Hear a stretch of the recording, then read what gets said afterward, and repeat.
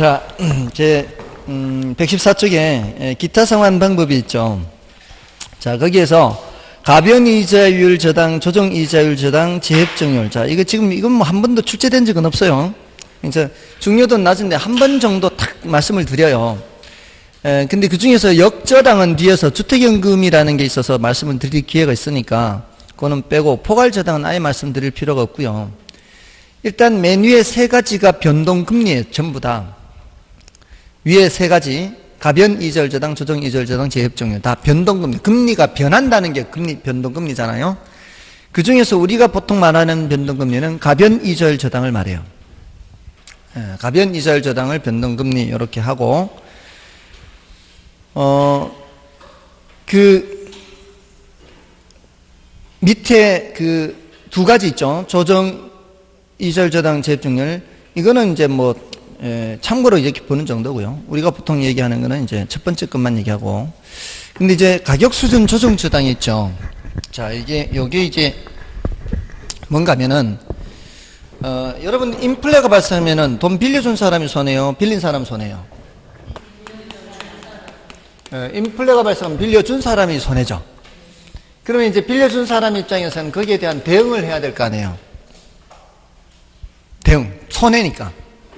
손해니까 거기에 대한 대응을 해야 되는데, 그 하나가 이제 변동금리 방식이 있고 하나가 가격 수준 조정 저당 방식이 있어요.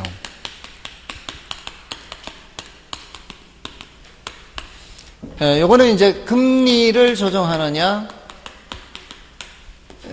잔액을 조정하느냐 이런 차이예요. 변동금리에서는 금리를 조정하고 잔액을 조정하지 않아요. 가격수준 조정 저당에서는 금리를 조정하지 않고 잔액을 조정해요. 이렇게만 말하면 이게 뭔 소린가 하죠. 1억 마이너스 통장이 있는데 1억을 내가 꺼내 쓴다고 생각해 볼게요. 마이너스 통장에서 1억을 꺼내 쓰는 거예요. 연 10% 이자예요. 자, 1년이 지났어요. 내가 하나도 집어넣지 않으면 이제 얼마가 돼버린 거예요. 마이너스 통장에 1억 1000이 된 거예요. 이자가 붙어서. 맞나요? 근데 1년 후 내가 얼마를 납입을 했는가 하면은 2천만 원을 납입을 했어요. 돈을 집어넣었어요. 그럼 1억 1000이 된 것이 2천만 원 집어넣는 순간 잔액이 얼마로 줄어요? 9천으로 줄겠죠. 이자가 1000만 원 늘은 상태에서 1년이 지났으니까 1억 1000이 된 상태에서 2천만 원을 넣었으니까 그 중에 이제 1000만 원은 이제 이자를 이제 충당한 거고 나머지 1000만 원은 원금을 갚는 거잖아요. 그러니까 잔액이 얼마 되는 거예요? 9천만 원의 이제 잔액이 남죠. 잔금이. 자, 지난 1년간 아무 변화가 없었으면 그냥 내년에도 이제 9천만 원 잔액에서 다음 연도에 내가 얼마를 내느냐에 따라 빚이 더 늘어날 수도 있고 줄어들 수도 있는 거죠. 마이너스 통장이니까. 자, 근데 그동안에 예상치 못한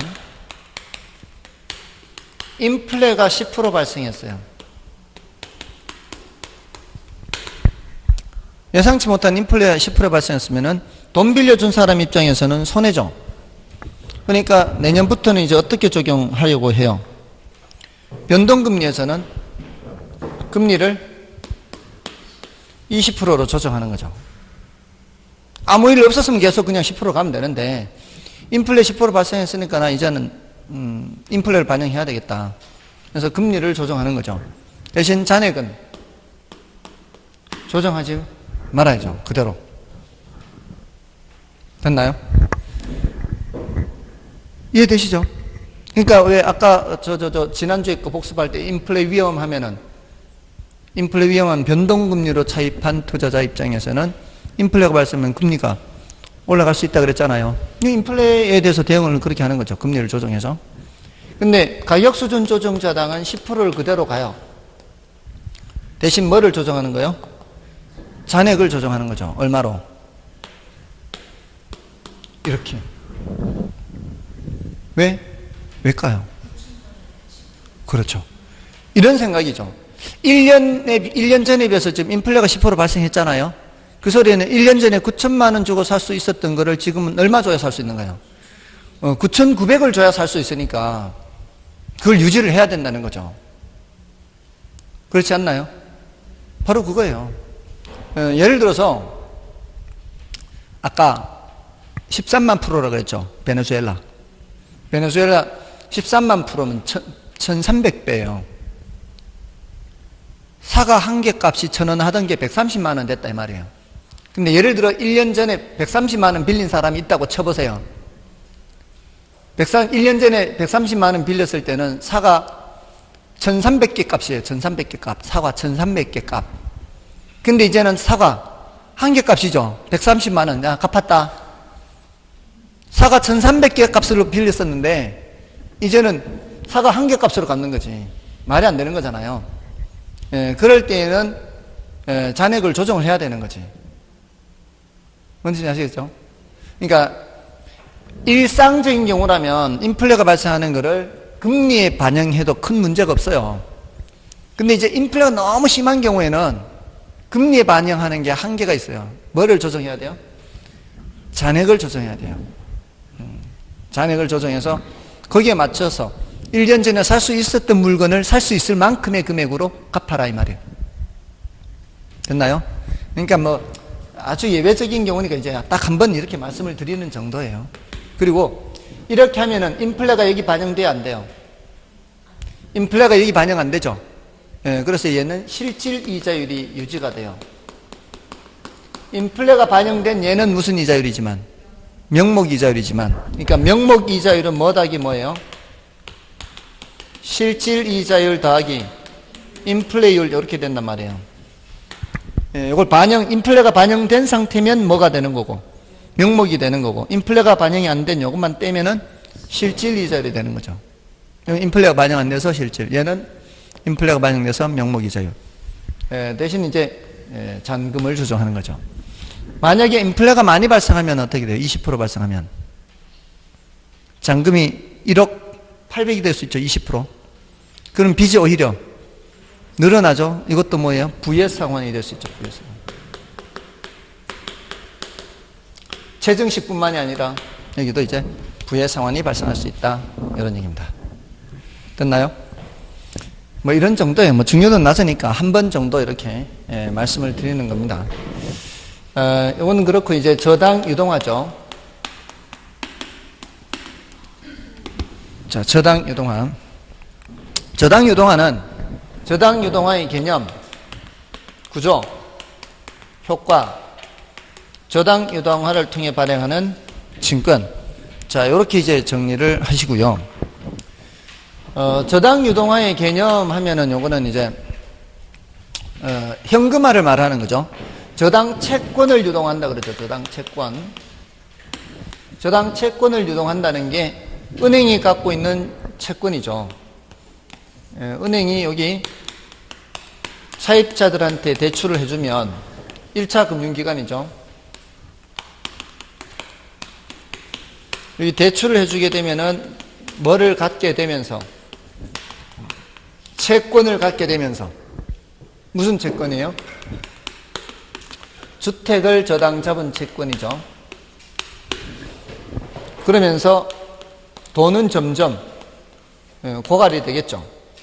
그랬을 때 이 주택 저당 채권을 양도를 해서 그 대금을 받으면 다시 현금을 마련할 수 있죠. 이렇게 해서 현금 마련하는 게 바로 뭐다? 저당 채권 유동화다. 자, 그러면 이제 2차 금융기관은, 이걸 사주는 2차 금융기관은 엄청난 규모의 채권 집합을 갖게 되겠죠.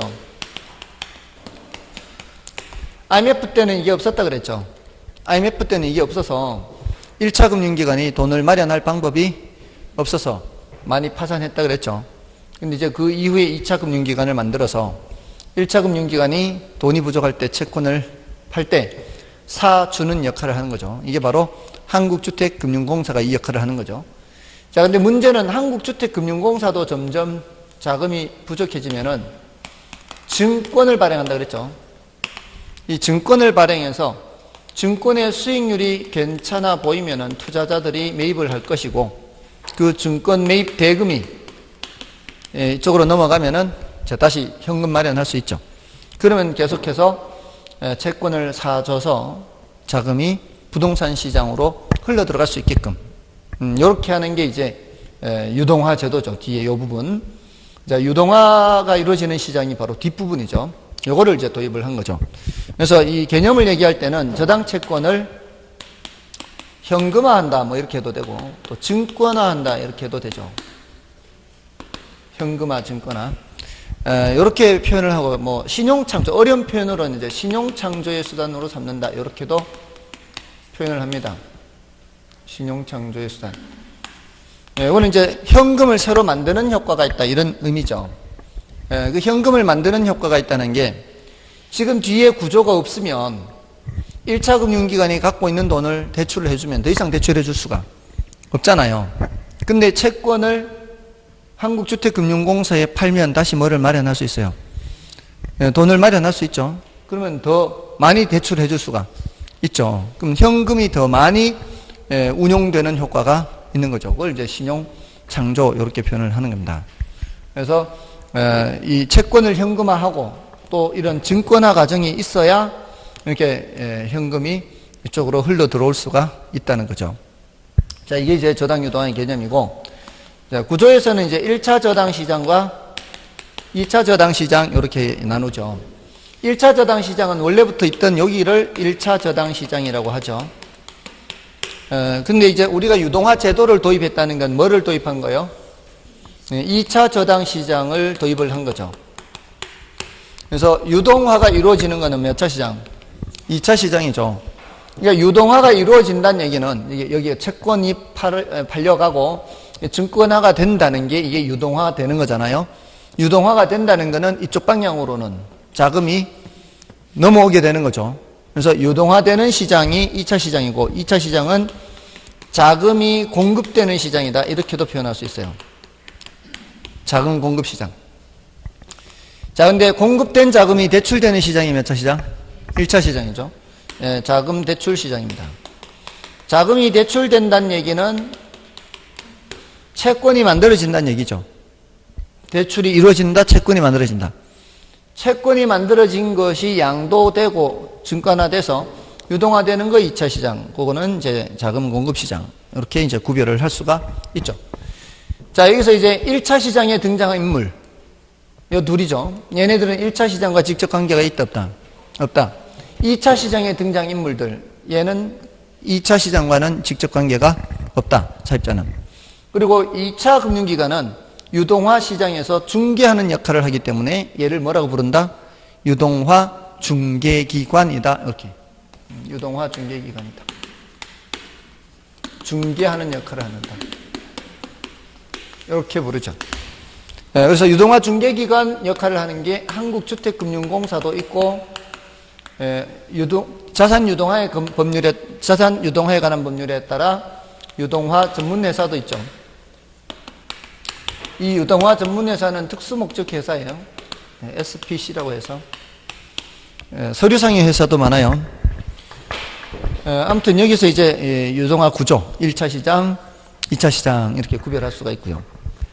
다음에 이제 유동화를 통해서 얻을 수 있는 효과죠. 효과는 주체별로 살펴보라 그랬었죠. 우리는 누구 때문에 도입됐어요? 1차 금융기관 때문에 도입됐죠. 1차 금융기관에 뭐를 높여주기 위해서? 유동성을 높여주기 위해서. 이제 유동성을 높여준다는 얘기는 이제 유동성 위험은 줄어든다는 얘기예요. 현금화가 쉬워지면은 유동성 위험은 줄죠. 그리고 위험 자산인 채권은 부도나는 경우도 있잖아요. 그러니까 위험 자산인 채권을 현금으로 바꿔버리면은 안전자산으로 바꿔버리면은 국제결제은행 기준 BIS 비율을 높일 수도 있죠. 이게 국제결제은행 기준 자기자본 비율이라고 얘기하죠. 이거를 높일 수가 있습니다. 그리고 차입자 입장에서는 보다 많은 사람이 대출받기가 쉬워지죠. 그래서 자가주택 소유 기회가 올라가죠. 자가 소유 기회가 올라갑니다. 대출을 더 많이 쉽게 받을 수 있으니까. 그리고 이 투자자들 입장에서는 여기 증권에 투자하는 거잖아요. 과거에는 이런 종류의 증권이 없었죠. 그러니까 새로운 형태의 증권이 개발되니까 포트폴리오 구성을 좀 더 다양하게 할 수 있죠. 포트폴리오 구성이 좀 더 다양해질수록 비체계적 위험을 많이 줄일 수가 있죠. 그런 여러 가지 이제 장점이 있는 거죠. 또 정부 입장에서는 이게 한국주택금융공사를 통해서 지금 한국주택금융공사가 공기업이죠. 정부 정책을 집행하는 기업이란 말이에요. 이런 기업을 통해서 주택 경기를 안정화시킬 수도 있어요. 이 안정화라는 단어는 뭔가 하면은 이게 너무 들쭉날쭉하면은 이게 이제 이럴 때는 인플레가 문제가 되고요. 올라갈 때는. 내려갈 때는 실업이 문제가 돼요. 경기가 너무 들쭉날쭉한 거 안 좋아요. 베네수엘라가 13만 프로라 그랬잖아요. 지난 1년간. 엄청난 거죠. 13만 프로면 하루에도 더블이 될 수 있다는 얘기죠. 하루에도 2배가 될 수 있어요. 이 80년대 남미가 그런 나라가 많은데 그 남미가 특히 그런가 봐요. 남미가. 옛날에 그 마도로스라고 하나요? 그 원양어선 타는 사람들을. 그 사람이 글을 쓴 게 이제 짤막한 글을 쓴 게 있는데 이제 그 원양어선이 이렇게 육지에 이제 정박을 하면은 이제 그 동안에 이제 필요한 물품들, 이제 개인들이 필요한 물품들을 이제 육지에서 내려서 항구에 내려서 이렇게 사기도 한대요. 그러면은 이제 뭐 며칠 머무를 거 아니에요. 이제 소문은 다 들었으니까 이제 돈을 잔뜩 준비하고 이제 나갔대요. 지금 잠 깨우려고 하는 건데 별로 잠도 깨지도 않은 것 같고, 빨리 맞춰달라 이거죠, 지금. 아무튼 그랬는데, 근데 이제 점심을 먹고 나올 때 산다고 이제 마음에 드는 모자가 있는데 그 모자를 안 사고 얼마인지 이제 값만 물어보고 점심을 먹고 나오는 길에 살라고 다시 그 가게에 들렀는데 그 사이에 가격이 올라서 가방째로 돈을 주고 샀대요. 그 가방에 단 가방째로. 그러니까 그 돈이 돈 가치가 없는 거지. 돈이 돈 가치가. 80년대에 그게.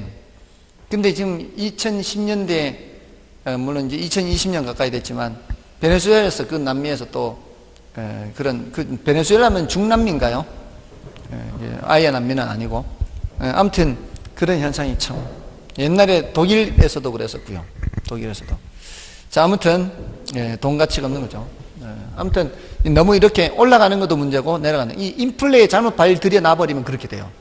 그러니까 인플레도 무서운 거예요. 그러니까 너무 경기가 과열일 때는 어떻게 해야 돼요? 좀 죽여야 돼요. 이렇게. 그리고 너무 침체되어 있으면 또 살려야 돼요. 그렇게 하는 정책을 안정화 정책이라고 그래요. 안정화. 이렇게 안정시키는 거.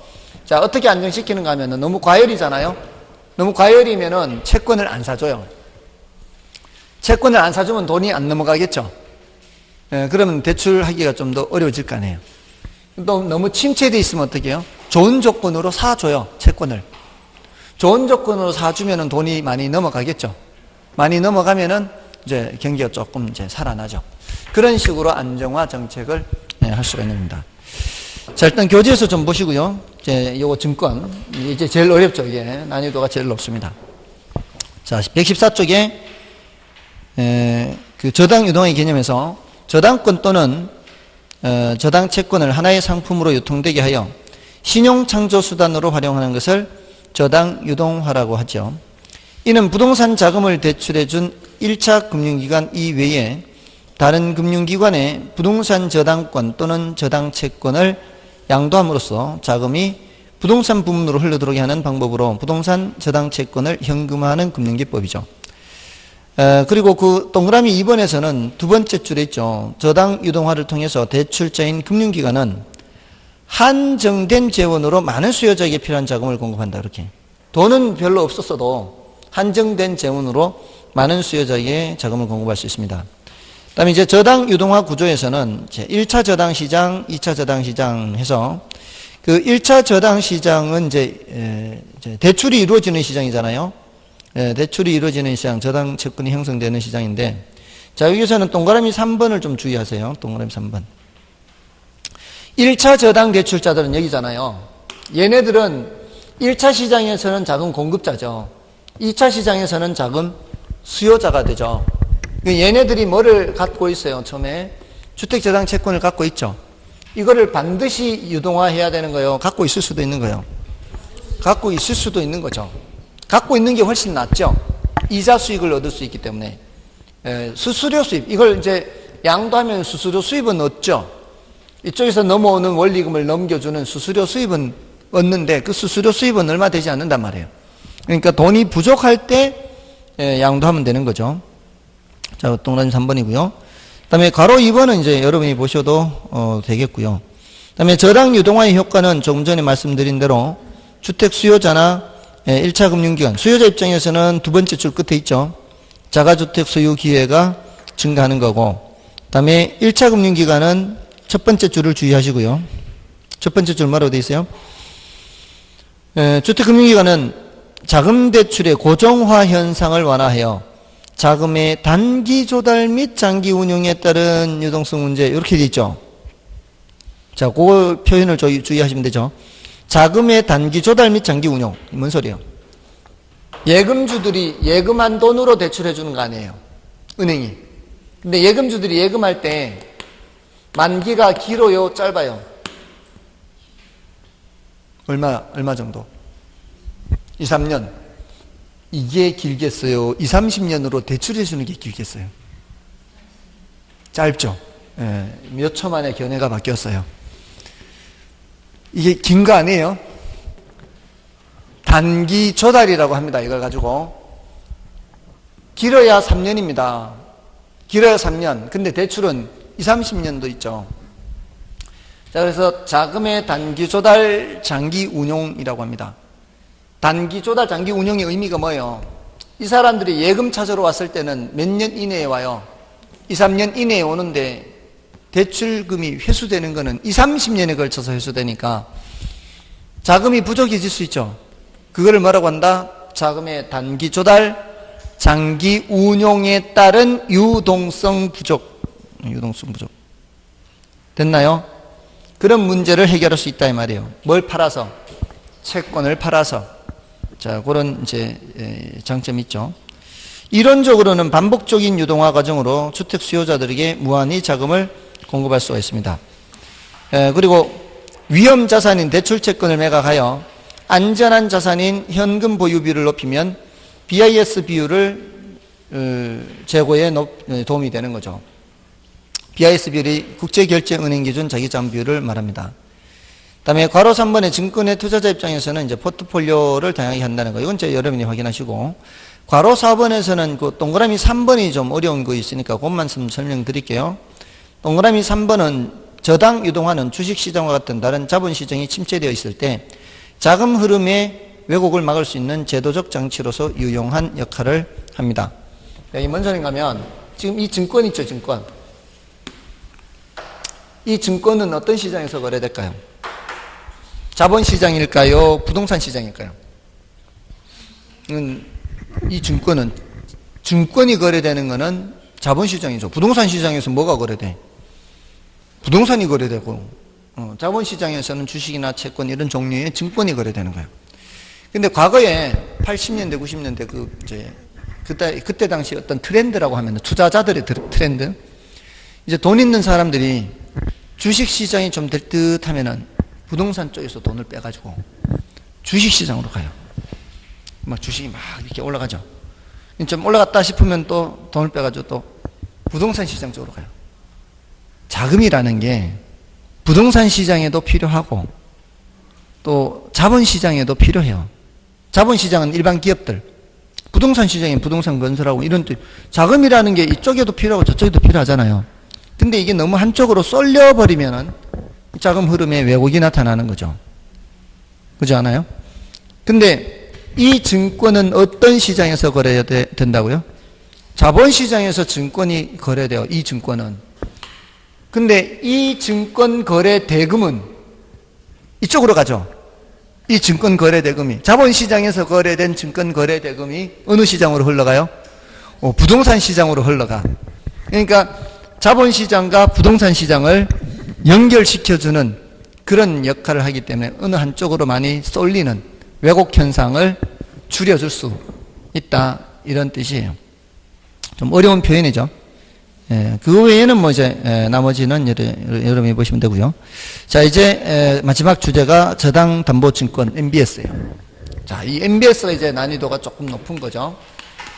자, 이게 이제 저당담보증권인데, 이 저당담보증권은 2차 금융기관이 발행할 수도 있고, 여기 1차 금융기관이 발행할 수도 있죠. 1차 금융기관이 이 저당채권을 바로 양도할 수도 있고, 증권을 발행할 수도 있죠. 그래서 발행자는 1차 금융기관이 될 수도 있고 2차 금융기관이 될 수도 있습니다. 자, 이건 부채증권이에요, 지분증권이에요? 부채증권이죠.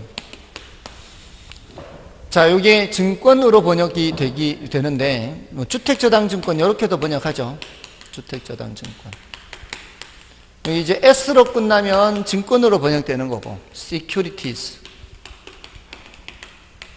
B로 끝나면 본드, 채권이죠. 위에 거는 증권으로 번역되는 거고, 맨 끝이 B로 끝나면은 채권으로 번역되죠. 자, 여기서 MBS의 종류죠, 종류. 종류에서 MBB가 있고 MPTS. 자, 여기 두 개 대칭적인 거죠. 그 다음에 MPTB. 그 다음에 마지막 CMO 이렇게 있죠. 자, MBB는 전형적인 무슨 형? 채권형이라고 하죠. 채권형. B로 끝났죠. 본드. MPTS는 지분형이라고 합니다. 요놈들은 뭐라 그래요? 혼합형이라고 해요. 혼합형. 얘네들 두 개가 섞여 있다 이 뜻이죠. 자, 여기서 지금까지 이제 제일 많이 질문한 거 위주로 이제 가면 갈수록 이제 질문의 빈도가 낮으면서 난이도는 높아지는 거예요. 그러니까 앞에 설명들이 더 중요한 거죠. 제일 많이 질문한 게 요거하고, 그러니까 이게 더 많이 질문했는데 채권 집합의 소유권이 누구한테 있느냐? 채권 집합의 소유권. 어떤 채권 집합? 이거죠, 이거. 이 채권 집합의 소유권이 누구한테 있느냐? 이거를 제일 많이 물었어요. 자, 지금 2차 금융기관이 증권을 발행해서 돈 마련하려고 하죠. 돈 마련하려고 지금 증권 발행하는 거 아니에요. 근데 2차 금융기관이 채권 집합의 소유주죠. 이 채권의 소유자잖아요. 왜? 여기서 사왔으니까.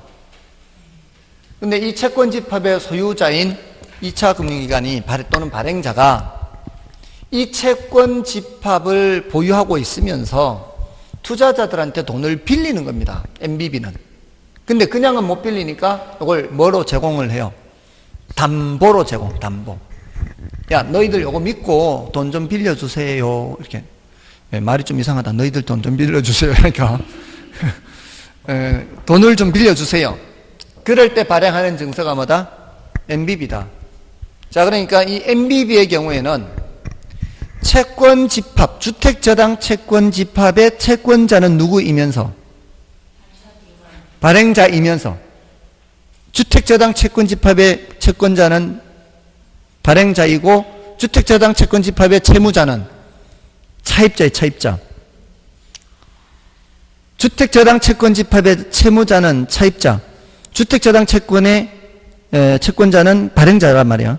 그 채권 채무 관계와는 별도로 누구에 대해서, 투자자들에 대해서 발행자가 뭐가 되면서 채무자가 되면서 저쪽이 채권자가 되는 증서인 MBB를 발행한다고요. MBB라는 증서의 채권자는 누구라고요? 투자자. MBB라는 증서의 채무자는 발행자. 1차 금융기관에 발행할 수도 있으니까. 그러면 발행자는 저쪽 차입자에 대해서는 채권자, 차입자에 대한 채권자 맞나요? 저기 투자자한테서는 채무자 이렇게 되는 거죠. 그러니까 저쪽의 채권 채무 관계와 이쪽의 채권 채무 관계는 별도란 말이에요. 뭔 뜻인지 아시겠죠? 자, 그래서 요거는 채권 집합의 소유권을 누가 갖고 있으면서? 발행자가 갖고 있으면서 이 말이에요. 그러면서 원리금 수취권도 누가 갖고 있는 거예요? 발행자가 다 갖고 있는 거예요. 자, 그러니까 채무 불이행 위험이나 조기상환 위험 이런 것들 다 누가 부담하는 거예요? 그렇습니다. 채무 불이행 위험이나 조기 상환 위험 이런 것들 다 발행자가 다 부담한다 이 소리예요. 그 소리는 차입자들이 조기 상환을 해도 발행자는 조기 상환할 수 있다 없다? 못한다. 차입자들이 채무 불이행을 해도 발행자는 꼬박꼬박 갚아야 된다 이 뜻이에요. 자, 그러면은 투자자 입장에서는 안전해요, 위험해요? 안전하죠. 그럼 수익률이 어떻겠어요? 수익률이 낮다는 거죠. 자, 근데 MPT에서는 어떻게 해요? 채권 집합을 다 누구한테 판 거예요? 투자자들한테 판 거죠. 예를 들어 여러분들이 투자자들이라면, 제가 발행자라면 판 거죠. 근데 여러분들이 저거 공동으로 사는 거죠. 공동으로 채권 집합을. 근데 누구는 돈이 많아서 더 많이 살 수도 있고, 누구는 적어서 적게 살 수도 있고, 자기가 된 돈의 비율에 따라서 공동으로 저거 채권 집합을 사는 거예요. 공동으로 채권 집합을 산다는 얘기는, 이제 원래는 채권 집합이 저한테 있을 때는 제가 채권자, 저기 차입자가 채무자인데, 이제 이 채권 집합을 팔면 어떻게 되겠어요? 채권 집합의 채권자가 바뀌는 거죠. 제가 소유권을 넘겼다는 얘기는 여러분들이 공동으로 채권자가 되는 거고, 누구에 대해서? 차입자에 대해서. 저는 이제 중간에서 빠지는 거죠. 맞나요? 자, 그런데 여러분들이 낸 돈의 비율에 따라 말이야. 비율에 따라 여러분들이 이제 그 채권을 소유하는 거니까 지분형이라고 하는 거예요. 그렇다고 해서 지분증권이라고 하면 안 돼요. 왜냐하면 어차피 여러분들 입장에서는 원리금을 받는 거예요. 원리금. 차입자들이 원리금을 내면은 원리금을 갖고 있는 지분에 따라 원리금을 받는 거지, 배당 받는 거는 아니기 때문에. 수익에 따른 배당이 아니잖아요. 차입자들이 원리금을 넘기면 원리금을 나누어 갖는 것밖에 없어요. 그래서 부채증권이에요. 대신 이제 모든 권리가 다 누구한테 넘어간 거예요? 투자자한테 다 넘어갔어요. 위험이 커요, 작아요? 그러면 수익률이 높게 되겠죠. 근데 혼합형은 이제 두 개가 섞여 있죠. 기본적으로 여기 번역이 뭐로 돼요? 이것도 다계층 저당 채권, 이 채권으로 번역된단 말이에요. 채권으로 번역된다는 얘기는 기본적으로는 돈을 빌린다는 뜻이에요. 돈을 빌린다. 돈을 빌린다는 얘기는 이 채권 집합의 소유권은 누가 갖고 있어야 돼요? 발행자가 갖고 있어야 돼요. 소유권은 다 발행자가 갖고 있는 거예요. 대신 뭐만 넘겨준 거예요? 요것만 이제 넘겨준 거예요. 원리금 수취권 투자자한테. 그럼 수익률은 어떻게 되겠어요? 중간 정도 되겠죠? 평균적으로는 중간인데, 이제 일률적으로 말을 못하는 게, 이 CMO는 만기가 다양하게 돼 있는 트렌치로 돼 있죠. 그래서 만기가 1년짜리, 3년짜리, 5년짜리, 10년짜리 이렇게 다양하게 돼 있어요, 만기가. 그래서 뒤로 가면 갈수록 위험도가 높죠. 그러니까 위험이 높은 만큼 수익률도 높아요. 만기가 짧으면 위험도가 낮아요. 그럼 수익률도 낮아요. 그리고 얘가 선순위 증권이에요. 그러니까 얘가 상환받지 못했는데 얘가 먼저 상환받을 수는 없어요. 그러니까 안전하죠, 안전해요. 그리고 그러니까 수익률이 낮고, 여기는 변동금리가 적용될 수도 있고 고정금리가 적용될 수도 있어요. 다양하게 할 수는 있습니다. 자, 그래서 얘는 대신 이제 이 둘은 원리금 수취권을 넘겨줬죠. 원리금 수취권을 넘겨줬기 때문에 차입자들이 조기 상환을 하면은 조기 상환이 될 수도 있다라는 겁니다. 됐나요? 자, 여기까지가 이제 많이 물었어요. 근데 지금 이제 하는 내용은 좀 이제 중요도는 낮아요. 중요도는 낮은데, 최근에는 이제 초과담보 이런 말이 나왔고요. 초과담보. 초과담보라는 게 뭐예요? 내가 1억짜리 집을 담보로 제공하면은 1억 빌릴 수 있어요, 없어요? 없죠? 뭐 한 6천만 원, 7천만 원 이렇게 대출 받을 수 있잖아요. 그 3천만 원 또는 4천만 원이 초과담보액 이렇게 되는 거죠. 초과담보액이 많이 설정되어 있을수록 빌려주는 입장에서는 안전하잖아요. 근데 이 MBB는 보세요. 이 투자자들이 돈을 빌려주는 거라 그랬잖아요. 나는 돈을 빌리는 거고. 그러면은 초과담보액이 많이 설정되어 있어야 안전할 거 아니에요. 빌리고 빌리는 이게 이제 많이 설정돼 있어야 돼요. 설정돼 있어야 돼. 그래야 안심하고 빌려줄 거 아니에요. 근데 여기는 파는 거잖아요. 채권 집합을 파는 거니까 초과담보란 말이 있을 필요가 없죠. 이건 초과담보란 말이 있을 필요 없어. 자산을 팔아버리기 때문에. 맞나요? 자, 근데 이제 초과담보라고 하면 이제 이렇게 이해를 하면 되는데, 문제에서는 또 이제 어떤 식으로 표현을 할 수가 있는가 하면은, 채권 집합 총액하고 MBB 발행액 이런 표현을 쓴단 말이에요. 이게 같아요? 왼쪽이 더 커요? 오른쪽이 더 커요?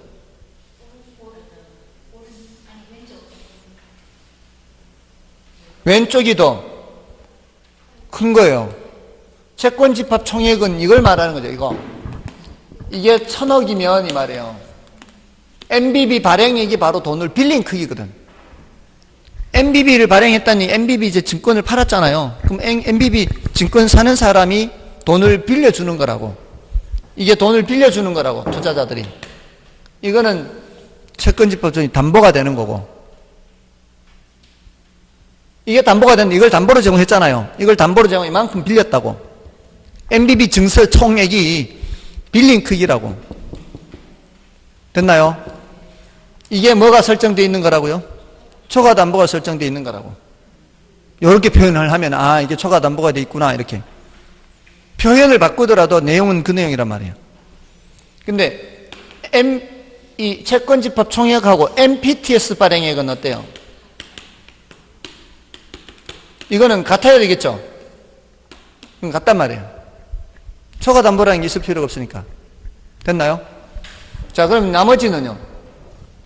얘는 기본적으로 채권이잖아요. 물론 얘는 다계층 저당증권 이렇게 하는데, 다계층이죠, 다계층. 다계층 저당증권 또는 다계층 채권. 우리나라는 이렇게 많이 한단 말이에요. 근데 요거는 어느 정도는 담보가 있어야 되겠죠? 그죠? 이게 기본적으로는 채권, 돈을 빌리는 것이기 때문에. 맞나요? 자, 이렇게 초과담보가 있느냐 없느냐. 자, 요거 하고 마지막으로 콜방어 있어. 콜방어. 이거는 이제 10년 넘었어요. 출제된 지. 그러니까 지금 마지막으로 하는 거는 이해되면 받아들이고 안 되면 패스하고. 아시겠죠? 지금 표정들이 보니까 지금 들어가기도 전에 다 포기하려고 그런 것 같아요. 자, 콜이에요, 콜. 콜은 누가 하는 거예요? 콜은 발행자가 하는 거예요, 콜. 제가 증권 갖고 있는 사람들을 부르는 거라고요. 만기가 돼서 부르는 걸까요? 만기가 되기 전에 부르는 걸까요? 만기가 돼서 부르는 거예요? 만기가 되기 전에 부르는 거예요? 전에. 만기가 되면 끝나는데 무슨 부를 이유가 없지. 만기가 되기 전에 부르는 거지. 맞잖아요. 만기가 되면 관계가 끝나버리잖아요, 자동으로. 만기가 되기 전에 부른다는 뜻이에요. 그럼 만기가 되기 전에 왜 부를까? 아니, 그러면 안 되지. 못 갚으면 안 되지. 땡빚을 내서라도 갚긴 갚아야지. 일찍 끝내자는 뜻이에요. 만기가 되기 전에 끝내자 이 소리예요. 콜 한다는 뜻이. 뭘 하겠다는 뜻이에요? 조기 상환하겠다는 뜻이에요. 근데 MBB의 경우에는 쟤네들은 조기 상환해도 얘는 조기 상환할 수 있어요, 없어요? 그러면 부를 수 있어요, 없어요? 못 부르는 거지. 못 부르는 거를 투자자 입장에서는 방어한다 그래요. 방어를 누가 하는 거예요? 투자자가 하는 거예요, 투자자. 못 부르니까 얘 입장에서는 방어한다라고 표현을 한다고. 콜 방어가 된다. 얘가 콜을 했을 때 얘는 안 가도 된다 이 뜻이에요. 됐나요? 콜은 발행자가 하는 거고 방어는 투자자가 하는데, MBB의 경우에는 투자자에게 콜 방어가 인정된다. 끝까지 간다 이 소리예요. 근데 MPTS는 오라면은 MPTS는 여기서 일찍 갚아버리면 얘도 일찍 갚는다 했을 때 가야 돼요? 안 가도 돼요? MPTS는 가야지.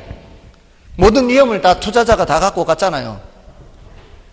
모든 권리와 위험을 다 갖고 갔잖아.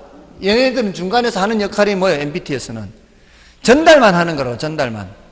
전달만 하는 거니까 얘네들이 조기 상환해서 다 갚아버리면은 패스해서 왔죠. 그럼 여기서도 자 패스해라 패스한다 이렇게 넘어가는 거지.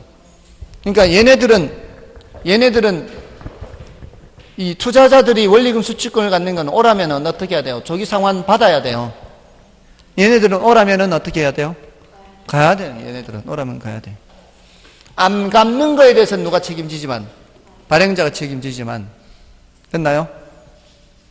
안 갚는 거, 채무 불이행하는 거에 대해서는 발행자가 갚아주겠지만, 조기 상환하는 것에 대해서는 오라면은 가야 된다고요. 근데 여기 CMO의 맨 끝에 보세요. CMO의 저기 콜 방어 봐보세요. CMO의 콜 방어 표에. CMO의 콜 방어를 보면은 원칙적으로 안 되면 이렇게 돼 있잖아요. 그죠? 그게 뭔 소린가 하면은 오라면 가야 돼. 형식적으로는 가야 돼요. 오라면 가야 된다고. 얘들 전부 다 가야 돼요. 가야 되는데 누가 먼저 가요? 얘가 먼저 가. 얘가. 그 다음에 얘가. 그 다음에 얘가 가요. 순차적으로 가는 것도. 얘는 안전하긴 한데 이게 조기 상환 위험은 얘가 부담을 해야 돼요. 얘가 먼저 간다고. 그러면 저기 맨 끝에 있는 애는 상당히 오랜 시간 동안 안 가도 되죠. 그래서 장기 투자자. CMO의 장기 투자자는 실질적인 콜방어를 실현한다 그래요. 그래서 우리 교재에 117쪽 넘어간 118쪽에 마지막에 있죠. CMO의 장기 투자자는 실질적인 콜방어가 실현된다 이렇게 돼 있잖아요. 네, 그게 바로 그 얘기입니다. 됐나요? 자, 그렇게 보시면 되고요. 나머지는 이제 자산담보증권은 ABS잖아요. 그거는 이제 MBS하고 구조는 똑같죠, 이게. ABS와 MBS는 구조는 똑같은데 ABS는 주택저당채권만 있는 게 아니라 자동차 저당채권도 있고 또 상업용 부동산 저당채권도 있고 다양한 저당채권을 근거 자산으로 하는 특징이 있죠. 그런 정도입니다. 그래서 더 큰 말이다. ABS가 더 큰 말이다. 이 정도입니다. 자, 그럼 됐고요. 자, 오늘 문제를 좀 보겠습니다. 오늘 문제 6번을 보시면은 저당 상환 방법 중 금리에 관한 설명으로 옳은 것은 1번에 고정이자율 저당은 변동이자율 저당에 비해 대출 시 이자율이 낮다. 이자율이 높죠. 틀렸고요. CD 연동 주택담보대출에서 CD 금리가 인상되면 대출 금리는 하락한다. 말도 안 되죠. 어찌 올라가죠. 대출 기관의 실질 이자율은 인플레이율에 따라 다르게 나타나므로 명목 이자율에서 인플레이율을 가산해서 결정된다. 명목 이자율에서 인플레이율을 빼야 되죠. 실질 이자율을 계산하려면은 명목 이자율에서 인플레이율을 빼야 되는 겁니다. 명목은 뭐 더하기 뭐예요? 실질 더하기 인플레이율이잖아요. 우리는 명목 세상에 살고 있어요? 실질 세상에 살고 있어요? 우리는 명목 세상에 살고 있어요. 명목 이자율은 돈 빌려주고 돈을 돌려받을 때 돈으로 계산한 이자율을 명목 이자율이라 하고 실질 이자율은 실물 자산으로 빌려주고 실물 자산으로 돌려받을 때 이자를 실질 이자율. 지난번에 혹시 하지 않았나요? 쌀 빌려주고 쌀 돌려받는 세상 살아요? 돈 빌려주고 돈 돌려받는 세상 살아요? 돈 빌려주고 돈 돌려받는 세상 살고 있죠. 그런 상황에서 명목 이자율이 10%일 때 인플레가 10% 발생해버리면 실질적으로 이자가 있어요, 없어요? 없어요. 그죠? 실질 이자율이 계산되려면은 우리는 늘 관찰하는 게 이걸 관찰하고 있기 때문에 인플레의 크기를 알아야 얘를 알 수가 있어요. 근데 인플레가 얼마 발생하지 않으면 실질적으로도 이자가 있죠. 근데 인플레가 많이 발생해버리면은 실질 이자율은 마이너스 5%가 될 수도 있단 말이에요. 베네수엘라 같은 경우에는. 됐나요? 그래서 뭐에서 뭐를 빼서 계산해야 돼요? 명목에서 인플레를 빼야 실질 이자율이 계산되는 겁니다. 그래서 3번 틀렸고요. 그 다음에 고정 이자율 저당 시 시장 이자율이 저당 이자율보다 낮으면 차입자가 조기 상환하는 유인이 된다. 맞죠? 다음에 고정이자율 저당은 대출기관을 인플레 위험으로부터 보호해준다. 인플레 위험으로부터 보호해주는 것은 변동금리가 되는 거죠. 그래서 4번이 정답이고요. 점증상환, 원금 균등분할, 원리금 균등분할 세 가지 중에서 적합한 방식은 기억에 대출 초기 총부채 상환 비율이 가장 높은 거는 누구예요? 원금 균등이죠. 원금 균등이 이제 원리금이 제일 많이 나가는 거니까. 그 다음에 첫 회 월 불이백 납부 후 만기 이전에 중도 상환할 경우 미상환 대출 잔액이 가장 적게 되는 거. 원금 균등이죠. 이것도 둘 다 원금 균등입니다. 그래서 2번이 정답이고요. 그 다음에 8번에 주택금융시장에 대한 설명이다. 옳지 않은 것은 1번 주택저당 채권 유동화가 가능하려면 저당 수익률이 투자자들의 요구 수익률을 만족시킬 수 있어야 한다. 맞죠? 저당 수익률이 여기입니다. 이게 여기가 이자율하고 같은 거예요. 저당 수익률이 여기 이자율 저당 수익률, 투자자들의 요구 수익률은 여기 있죠. 이 저당 수익률 이자율이 충분히 커야 이쪽으로 가면 갈수록 수익률이 낮아지는데 그 수익률이 낮아지더라도 요구 수익률을 충족시킬 수 있을 만큼 여기가 충분히 커야 된다 이 뜻입니다. 다음에 2번 제2차 저당 대출 시장은 원래 저당 차입자와 직접적 관계가 없으며 저당 채권의 유동화에 결정적 역할을 하는 시장이다. 맞죠? 다음에 1, 2차 대출 기관은 저당 채권을 포트폴리오 일부로 보유하기도 하며 자금 확보를 위한 유동화 증권을 발행하기도 한다. 맞고요. 그 다음에 부동산 저당 담보 채권 유동화는 1, 2차 저당 시장에서 이루어진다. 유동화는 2차 시장이죠. 4번 틀렸고요. 5번은 여러분 보시고요. 그 다음에 부동산 금융과 관련된 설명 중 틀린 것은 MPTS란 지분형 주택저당 증권으로 관련 위험이 투자자에게 이전된다. 맞죠? 그 다음에 2번은 여러분 보시고요. MBB의 투자자는 최초의 주택저당 채권 집합에 대한 소유권을 갖는다. 발행자가 갖죠. 이렇게 많이 물었다고요. 그 다음에 CMO의 경우 만기가 다른 여러 개의 트렌치로 발행되며 원리금의 지불이 순차적으로 이루어진다. 맞죠? 그 다음에 CMO의 발행자는 주택저당 채권 집합물의 소유권을 갖는다. 기본적으로는 이제 채권이 되기 때문에 발행자가 소유권을 갖습니다. 그 다음에 저당담보증권 중 MBB에 대한 설명으로 틀린 것은 1번에 발행기관이 주택저당 채권 집합물을 담보로 발행하는 채권형 증권이다. 맞죠? 채권형이죠. 이거는 MBB는. 그 다음에 발행기관은 저당 차입자로부터 받는 원리금을 투자자에게 바로 이체하지 않고 자신들이 발행한 MBB에 대해 새로운 원리금을 지불한다. 맞죠? 별개의 채권 채무죠. 발행자의 만기 전 변제에 대한 콜 방어가 인정된다. 맞죠? 그 다음에 발행기관은 투자의 안전성을 높이기 위해 초과 담보를 확보한다. 그러므로 주택저당 채권 총액이 MBB 발행액보다 많다.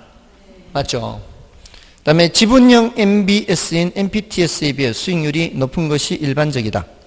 수익률이 낮죠. 안전한 만큼. 됐나요? 자, 오늘처럼 기억만 계속하면은 좋겠는데요. 안 까먹으면 되는 거죠.